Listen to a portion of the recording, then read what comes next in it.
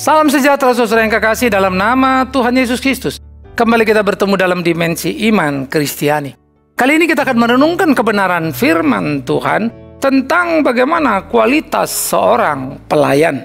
1 Timotius pasal yang ketiga ayat 1-7 akan menjadi bacaan kita. Namun sebelum kita lanjut, kita lebih dulu berdoa. Kami bersyukur, kami berterima kasih untuk firman-Mu, ya Tuhan. Tolong kami di perenungan supaya mengerti akan kebenaran dan dihidupi olehnya, dan hidup kami dirubah, dibentuk oleh firman hidup itu. Terima kasih di dalam nama Tuhan Yesus Kristus. Kami berdoa, kami memohon. Terpujilah Tuhan, kekal selama-lamanya. Amin. Saudara-saudara, 1 Timotius pasal yang ketiga ayat 1 sampai ayat yang ke-7. 1 Timotius 3, 1-7 dikatakan begini, benarlah perkataan ini. Orang yang mengendaki jabatan penilik jemaat menginginkan pekerjaan yang indah. Karena itu penilik jemaat haruslah seorang yang tak bercacat, suami dari satu istri, dapat menahan diri, bijaksana, sopan, suka memberi tumpangan, cakap mengajar orang, bukan peminum, bukan pemarah, melainkan peramah. Pendamai, bukan hamba uang, seorang kepala keluarga yang baik, disegani dan dihormati oleh anak-anaknya. Jikalau seorang tidak tahu mengepalai keluarganya sendiri, bagaimanakah dia dapat mengurus jemaat Allah? Janganlah ia seorang yang baru bertobat, agar jangan ia menjadi sombong dan kena hukuman iblis. Hendaklah ia juga mempunyai nama baik di luar jemaat, agar jangan ia digugat orang dan jatuh ke dalam jerat iblis. Saudaraku yang kekasih, menarik sekali kalau kita memikirkan apa yang digambarkan oleh Paulus kepada Timotius tentang seorang penilik jemaat, seorang pelayan. Ya, menjadi menarik karena ternyata kriteria pelayan itu bukan karena orang itu mau jadi pelayan lalu bisa jadi pelayan. Saya ingat betul, ketika seorang ahli Taurat datang kepada Yesus dan berkata, "Guru, aku mau ikut engkau kemana saja engkau pergi." Nah, dia mau menjadi murid Tuhan Yesus. Tapi Yesus mengatakan kalimat yang sangat terkenal. Burung punya sarang, serigala punya liang, tetapi anak manusia tidak mempunyai tempat untuk meletakkan kepalanya. Dengan cara itu dia menolak ahli Taurat yang secara CV atau kurikulum vitae-nya cukup tinggi, cukup bagus, cukup memadai. Nah jadi saudara-saudaraku, inilah yang seharusnya kita pahami, inilah yang harusnya kita mengerti bagaimana Tuhan mengukur dengan ukurannya. Dan bukan kita mengukur dengan ukuran yang kita sukai. Nah perlu satu kehati-hatian di dalam bagian seperti ini. Nah jadi, orang-orang yang menginginkan pekerjaan jemaat adalah orang-orang yang mempunyai keinginan yang indah. Ya. Namun, ada kriteria-kriteria penting yang dibutuhkan di sana. Kalau ahli Taurat tadi mau ikut Yesus, tampaknya popularitas yang dia inginkan. Jawaban Yesus itu implisit terhadap hal itu. Serigala punya liang, burung punya sarang. Jangan kau pikir ikut aku enak-enak ya, terkenal, top, dan seterusnya. No.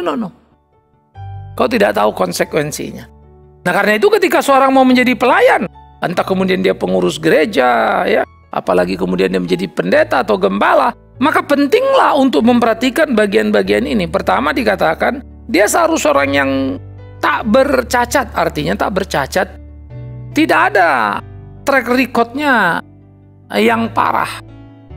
Ya, aib yang belum selesai. Bukan berarti orang dulu seperti Paulus kan dulu pembunuh gitu kan. Tapi kemudian dia sudah bertobat. Tapi kita lihat kalau dibilang dia sudah bertobat misalnya sudah 5 tahun. Tapi dalam 5 tahun itu ternyata banyak cacat dalam hidupnya. Pertobatannya patut dipertanyakan. Itu maksud Alkitab. Kalau mau jadi jemaat, jadi jemaat. Tapi begitu dia mau jadi pemimpin, dia harus hati-hati terhadap tiap hari-harinya. Lalu dikatakan dia suami dari satu istri. Dia harus dipercaya dalam kehidupan rumah tangganya. Dia tidak mempunyai istri yang lainnya. Ya. Apalagi kalau kemudian dia ya hidup sebagai seorang pelayan yang mesti menyampaikan pelayanan mimbar, menyampaikan firman Tuhan. Bagaimana mungkin ia bisa berkata benar dan berbicara benar tentang hidup rumah tangga jikalau ia menabraknya? Bisa dia ngomong benar, bisa dia ngajar benar secara teori, yes. Ucapannya nggak salah, tapi sebetulnya perilakunya sudah membantah kebenaran ucapan itu sendiri. Sehingga dia melemahkan ucapannya itu. Nah karena itu Alkitab dengan begitu serius memandang, melihat segala sesuatu yang bersifat personal pada dirinya. Begitu juga dengan relasi keluarnya. Dia harus dikatakan dapat menahan diri atau penguasaan dirinya ada. Bukan seorang yang meledak-ledak, seorang yang meletup-letup lalu menjadi kekisruhan, lalu menjadi dan melahirkan keributan. Nggak bisa. Dia harus bisa menahan diri. Dia harus bisa mengendalikan dirinya. Nah, ini menjadi pemikiran-pemikiran serius yang perlu untuk kita perhatikan, saudara-saudaraku. Ya. Bagaimana orang itu dituntut menjadi bijaksana, mampu memahami, ya, menerima lebih kurangnya orang lain, mampu menghargai, bijaksana menempatkan diri, bijaksana memilih kata, sehingga tindakan bijaksana itu menghindarkan dia dari keributan dan kekisruhan. Tindakan bijaksana kita akan menambah teman. Karena itu mau memilih kata pun kan perlu hati-hati. Kalau saya pakai kata-kata ini saya ucapkan, kira-kira orang seperti apa? Apalagi kalau dia kemudian membimbing umat itu, bukan? Dia menjadi pemimpin di sana. Dia menjadi pengurus di sana. Lah kalau dia nggak bijaksana dalam bersikap, ya rusaklah semuanya, hancurlah semuanya. Ya, jadi itu bijaksana. Kemudian dia seorang yang sopan. Ya. Tahu menjaga tata krama di dalam kebersamaan. Tidak mau seenaknya atau sesukanya sendiri saja. Ya sopan. Bahkan termasuk kalau kita bilang sopan santun, ya tata busananya, ya etika bergaulnya yang kita sebut etiketnya, kan gitu ya. Semua itu kan mesti kita perhatikan dan kita pelajari supaya apa yang berlaku dalam masyarakat umum dari hari ke hari, kita juga ikut di situ sehingga tidak menjadi batu sandungan. Ini penting sekali, saudaraku. Karena itu perlu kehati-hatian yang lagi-lagi saya bilang perlu dikembangkan. Bagaimana seharusnya hidup kita itu punya etiket yang baik. Ada kesopanan yang terjaga, terukur, dan dipahami banyak orang di sana. Dia dikatakan seorang yang suka memberi tumpangan. Murah hati. Kalau orang yang medit, yang pelit memang lucu juga kalau jadi pemimpin atau menjadi rohaniawan gitu ya, atau jadi pengurus tapi pelitnya setengah mati, walah, kan gawat kita itu. Ya, nah karena itu orang-orang yang mau memiliki posisi terhormat harus hidupnya terhormat, sehingga dia bukan seorang yang yang pelit begitu ya, tetapi orang yang murah hati, seorang yang suka memberikan tumpangan. Ini menyangkut nilai-nilai moral, skillnya. Dia dikatakan cakap mengajar orang, punya kemampuan. Karena kalau dia nggak bisa ngajar orang, nggak bisa nasihatin orang, nggak bisa ngomong sama orang, itu semua jadi pemimpin gimana ceritanya ya? Karena itu orang yang menjadi pemimpin harus belajar terus-menerus, tidak berhenti untuk menumbuh kembangkan kemampuan dirinya. Sehingga dia sungguh-sungguh jadi alat maksimal bagi Tuhannya. Itu yang semestinya. Karena itu sebagai jemaat, kalau itu tidak ada pada kami-kami ini sebagai pemimpin kerohanian ini, Anda mesti kritik. Anda mesti bicara dari berdasarkan 1 Timotius 3. Loh, Alkitab bilang gini, kenapa Anda tidak begitu? Kan gitu. Itu alat ukur kita. Itu alat kontrol kita sebagai gereja Tuhan. Ya, dan dia bukan seorang pemabuk.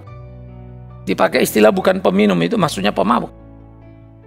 Orang kalau sudah mabuk tidak bisa menguasai dirinya. Padahal dituntut dia seorang yang punya penguasaan diri, bukan? Orang yang memabuk tidak bisa menguasai dirinya, minum berlebih. Orang yang pemabuk tidak bisa mengatur pergaulan dalam lingkungannya sehingga salah dalam hari-harinya. Nah, itulah yang digambarkan sebagai seorang pemabuk yang seringkali dalam mabuknya bicara menyakitkan hati orang lain, yang seringkali dalam mabuknya ia melakukan hal-hal yang salah dalam kehidupannya, yang seringkali dalam mabuknya ia justru merusak banyak hal yang baik. Dia juga dikatakan bukan seorang pemarah, tapi peramah. Bukan pemarah, tapi peramah ini sangat menjadi jelas sekali. Orang pemarah dalam menumpahkan amarahnya tidak pernah memikirkan risiko atau akibat dari apa yang dilakukannya. Bodoh amat, yang penting emosinya tumpah. Dan dia merasa berhak untuk marah dan dalam kemarahan yang tidak terkendali. Kalau orang ramah bukan berarti dia tidak menegur. Dia menegur tapi dengan cara yang ramah. Dia menyelesaikan persoalan bukan dengan amarah, tapi kedamaian yang semestinya. Nah, inilah saya pikir menjadi bagian-bagian yang perlu untuk kita pikirkan sama-sama. Bagaimana kemudian tiap orang itu berjalan dalam kehidupannya. Dan dia harus menjadi orang pendamai, bukan pemitnah atau penyebar isu yang membuat orang lain justru berkelahi.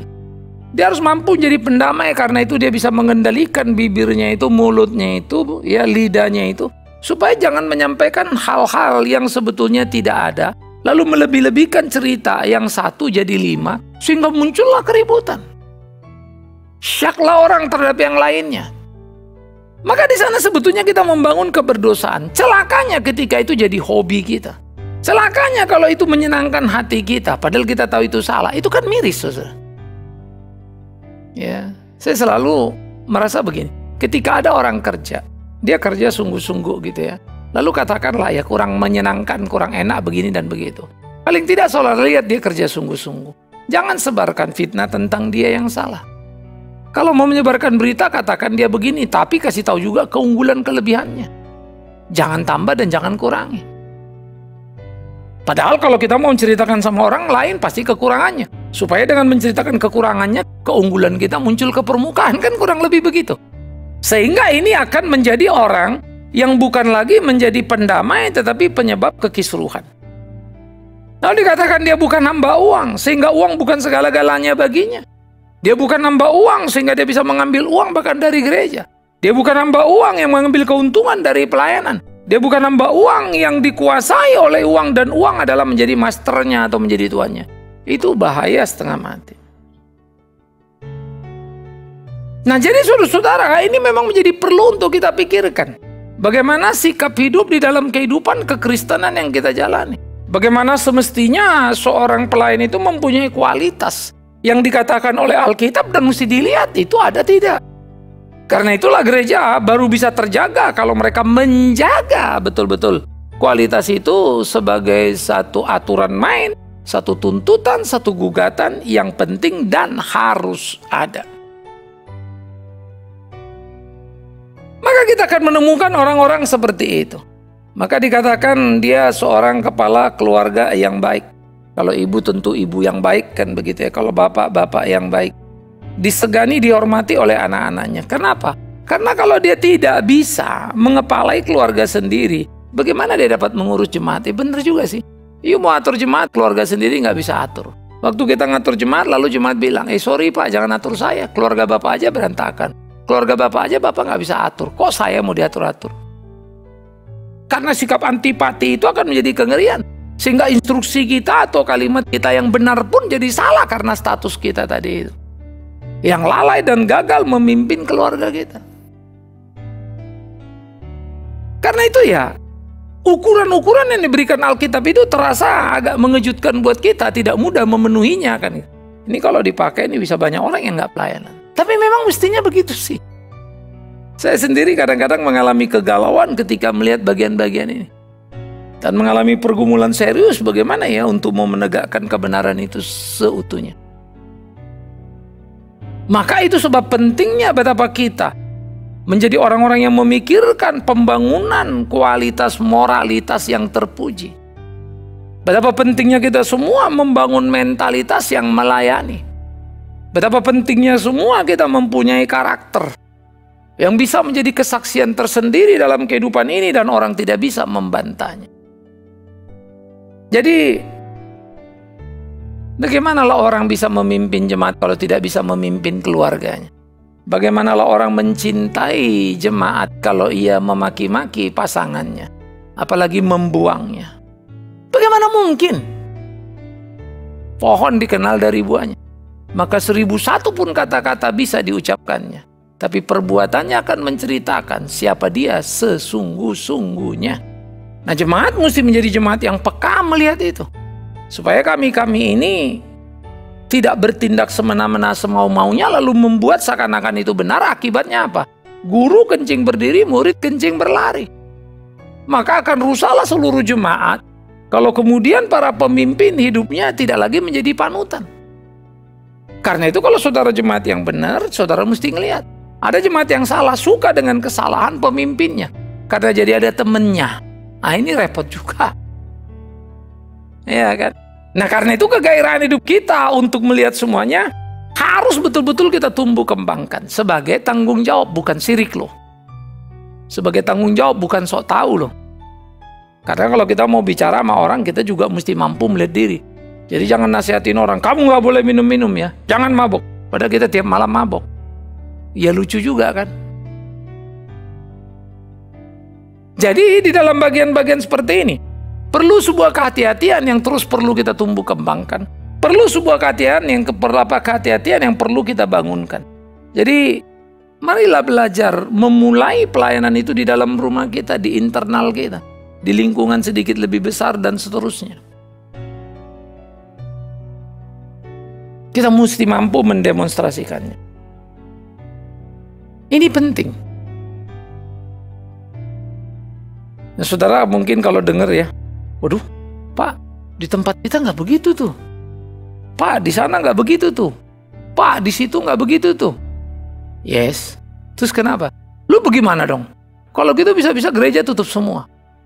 Nggak mungkin gereja tutup semua. Karena di tiap gereja pasti ada orang benar. Cuma sayangnya, yang jadi pemimpin malah nggak benar, ada jemaat yang malah benar. Nah, ini yang bikin pusing. Artinya, ada posisi yang salah. Yang benar ini, yang baik ini mestinya jadi pemimpin dan bukan sebaliknya. Ada posisi yang salah dan perlu diperbaiki. Kalau kita cinta pada kebenaran. Kalau kita mau membangun gereja dalam kesungguhan. Tapi kalau enggak ya tentu nggak perlu kan. Maka sangat tergantung pada sikap kita, saudara. Sejauh mana sebetulnya kita memandang kualitas pelayanan itu menjadi sesuatu yang serius, yang penting.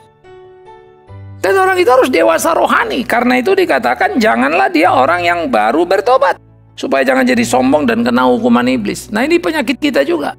Orang baru bertobat sudah dibawa kesaksian kemana-mana. Lalu besok dibilang terima Tuhan. Besoknya jadi terima hantu. Akan bingung kita sudah. Loh kok bisa begitu? Yang salah kita terlalu cepat. Orang itu belum berakar dan belum kuat. Baru jadi sudah wush. Karbitan gitu istilahnya.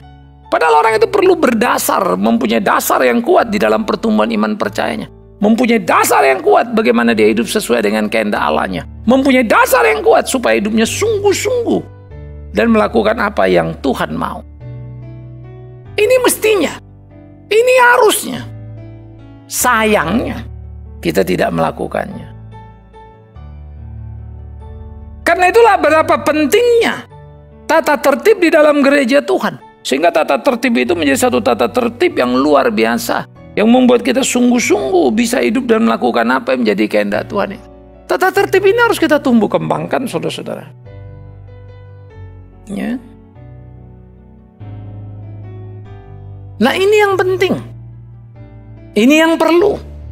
Sehingga inilah yang kita lihat di dalam kehidupan keseharian kita. Sehingga penilik jemaat itu, orang-orang yang memimpin jemaat itu betul-betul menjadi sungguh-sungguh dalam hidupnya. Menjadi berkat. Ya. Dan namanya itu jangan nama yang tercoreng. Hendaklah dia mempunyai nama yang baik karena dikenal baik. Bukan syarat dengan berbagai gugatan-gugatan orang di sekitarnya.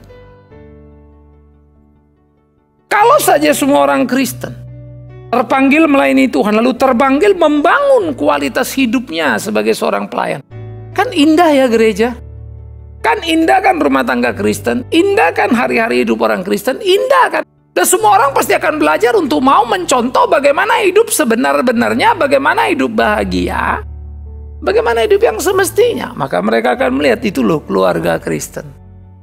Tapi apakah orang melihat kepada kita? Saya agak ragu.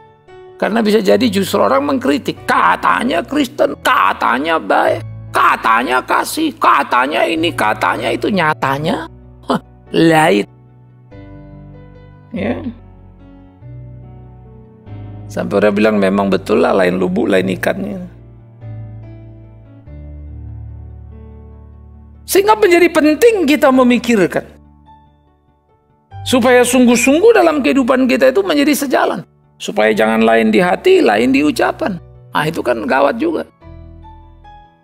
Nah saudara-saudara, sehingga menjadi orang Kristen yang bersaksi sebetulnya sederhana. Bukan berdiri di atas mimbar. Saya bersaksi saudara, bagus, silakan. Tapi pertanyaannya yang kau bicarakan itu kau lakukan apa tidak? Itu loh kesaksian. Kehidupanmu sejalan gak dengan kisah yang kau sampaikan? Itu loh kesaksian. Maka setiap penilik jemaat akan menjadi saksi Kristus yang tidak bisa dibantah. Karena hidup mereka memenuhi apa yang dikatakan oleh Alkitab. Dan sekali lagi saya bilang, kalau orang hidup sesuai dengan apa yang dikatakan Alkitab, maka dimanapun dia hadir, akan memberikan ketenangan dan kenyamanan. Kapanpun dia hadir, dia akan bisa memberikan sumbangsi ketenangan. Wah, itu dia. Nah, jadi saudara-saudara yang dikasihi oleh Tuhan Yesus Kristus, marilah kita merenungkan dengan sungguh-sungguh apa yang menjadi kehendak Tuhan. Marilah kita merenungkan sungguh-sungguh bagaimana hidup kita berkenan kepada Tuhan. Marilah kita memikirkan sungguh-sungguh supaya hidup kita dari waktu ke waktu sungguh-sungguh menjadi hidup yang memuliakan nama Tuhan kita. Nah, jadi ini menjadi penting dalam pergumulan kehidupan kita.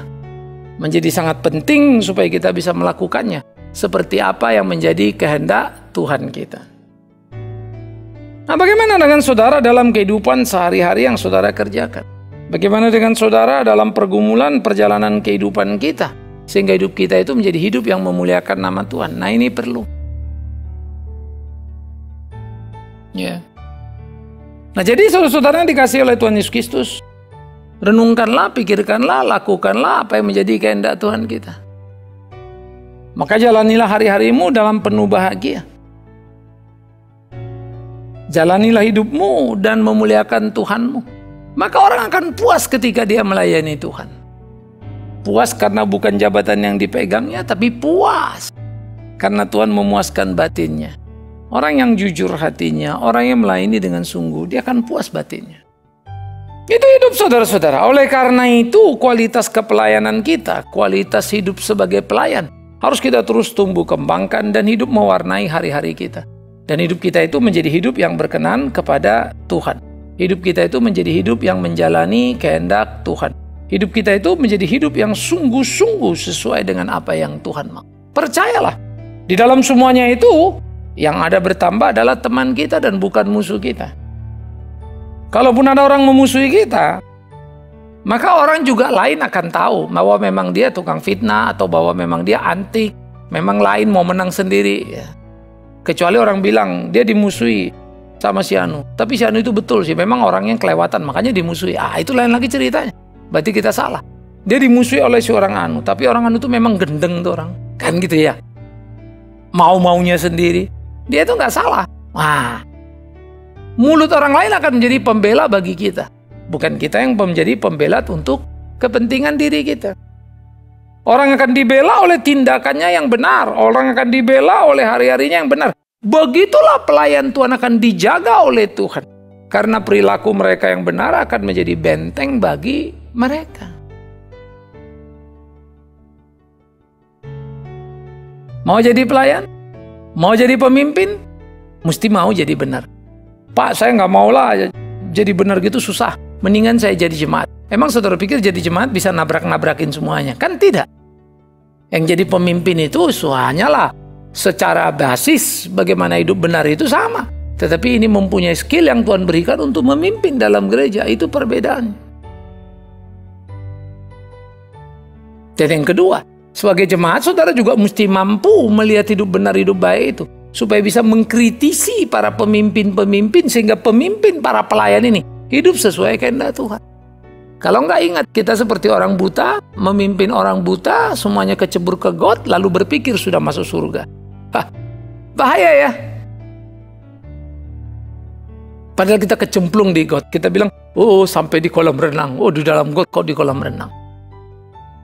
Nah jadi, yuk sama-sama, kita hidup di dalam kebenaran itu, dan menemukan kualitas unggulan sebagai seorang pelayan, supaya hidup kita menjadi hidup yang berkenan kepada Tuhan itu. Supaya hidup kita melakukan apa yang menjadi ketetapan-ketetapannya. Dan itu kita jalankan dalam kesungguhan yang penuh. Biarlah nama Tuhan dipermuliakan di sana. Biarlah nama Tuhan ditinggikan, diagungkan. Sehingga hidup kita menjadi hidup yang berkenan kepadanya. Menyenangkan hatinya. Melakukan kehendak-kehendaknya. Camkan, pikirkan, renungkan itu. Jangan lagi hidup dalam kesalahan dan cinta diri yang gelap mata. Tapi belajarlah hidup dalam kebenaran. Dan bisa menjadi pemimpin yang menjadi teladan. Tidakkah itu menyenangkan? Karena jangan lupa, setiap jemaat yang benar, keluarganya akan benar. keluarga benar, jemaat benar akan jadi kesaksian benar di lingkup di mana kita ada. Selamat menemukan kebenaran sejati, dihidupi oleh kebenaran, dan hidup benar dalam puji hormat nama Tuhan. Amin. Kita berdoa, saudara. Kami bersyukur, berterima kasih untuk apa yang bisa kami pikir renungkan dari firman-Mu. Kuatkan kami, mampukan kami untuk terus berjalan di jalan-Mu demi kemuliaan nama-Mu. Terima kasih Bapa, dalam nama Tuhan Yesus Kristus kami berdoa, kami bersyukur. Amin. Saudara, sampai di sini pertemuan kita dalam dimensi iman Kristiani. Doakan, dukung pelayanan kita dari berbagai aspek, supaya kita terus bisa menumbuh kembangkan pelayanan bersama, bisa menjadi model bagi banyak orang, menjadi berkat bagi banyak orang. Terus kerjakan apa yang menjadi bagian saudara di sana, menjadi bagian saya di sini, sehingga bersama-sama kita hanya untuk kemuliaan namanya. Sampai ketemu, Shalom.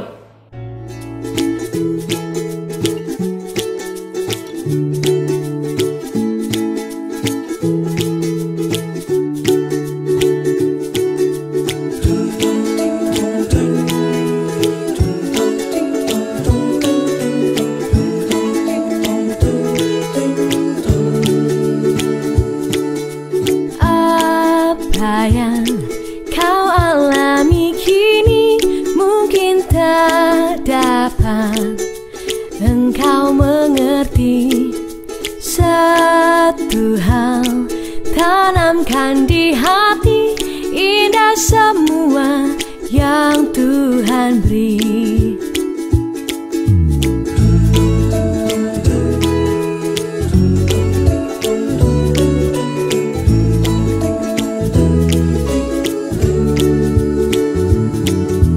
Tuhanku tak akan memberi ular beracun pada yang minta roti.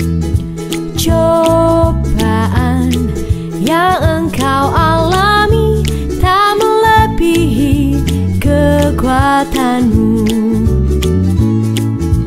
Tangan Tuhan sedang merendam suatu karya yang agung mulia. Saatnya kan tiba nanti, kau lihat pelangi kasih-Nya.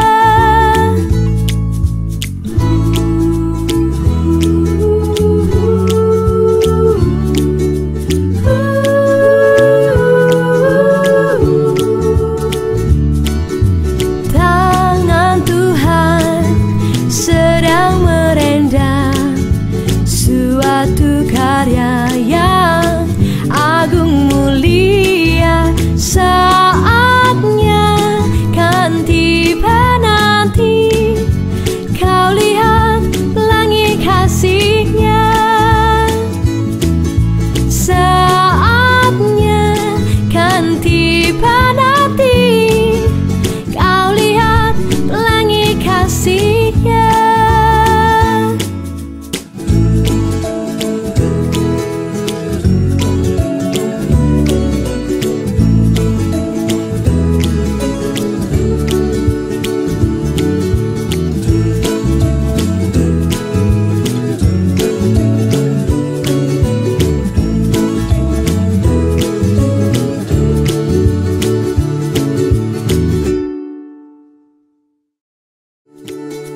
Apa yang kau alami kini mungkin tak dapat engkau mengerti. Satu hal, tanamkan di hati, indah semua yang Tuhan beri.